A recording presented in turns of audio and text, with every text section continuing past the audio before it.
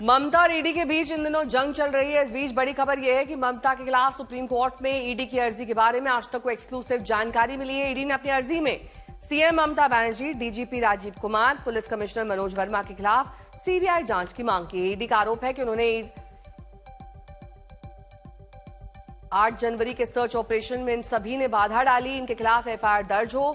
Supreme court में दाखिल अपनी अर्जी में ईडी ने आरोप लगाया कि मुख्यमंत्री ममता बनर्जी 100 से ज्यादा पुलिसकर्मियों के साथ प्रतीक जैन के आवास में घुस गईं और ईडी द्वारा जब्त किए गए लैपटॉप, मोबाइल और दस्तावेज अपने साथ जबरन ले गई।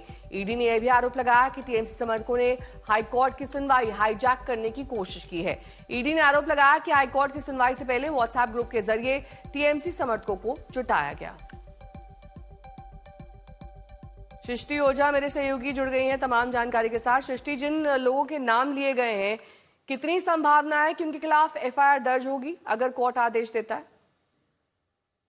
जी, पहले हमने देखा था ईडी ने कैलकाटा हाई कोर्ट में अर्जी दाखिल की थी जो अडजर्न कर दी गई थी 14 तारीख तक के लिए, क्योंकि हाई कोर्ट की हियरिंग के दौरान कोर्ट रूम में हमने देखा काफी भीड़ हो गई थी और हाई कोर्ट जो है वो मैटर सुन नहीं पाया है। अब ईडी ने सुप्रीम कोर्ट के सामने ये दावा किया है कि हाई कोर्ट की जो हियरिंग थी उसे डिस्टर्ब करने के लिए टीएमसी के जो सपोर्टर्स हैं उन्होंने जानबूझकर जो है ये सब जो भीड़ भाड़ वहां पे इकट्ठा की थी। व्हाट्सएप ग्रुप्स में टीएमसी के सपोर्टर्स ने एक पूरा प्लान बनाया था कि कैसे वो हाई कोर्ट की प्रक्रिया को डिस्टर्ब कर पाए।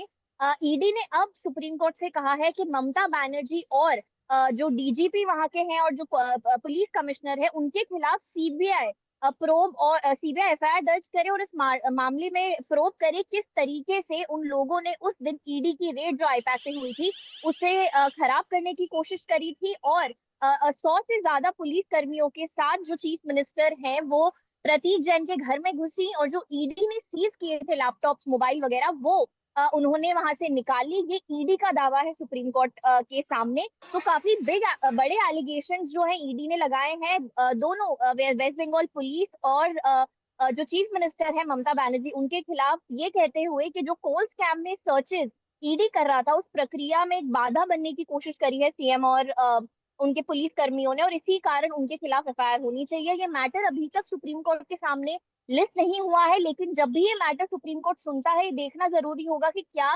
सुप्रीम कोर्ट इस मामले में इंटरफेयर करने का डिसीजन लेता है या नहीं, या किसी भी तरीके का जो प्रोब है वो डायरेक्ट करता है या नहीं, क्योंकि हाईकोर्ट के सामने भी ये मामला ऑलरेडी पेंडिंग है। ठीक है, बहुत बहुत शुक्रिया इस तमाम जानकारी के लिए आपका।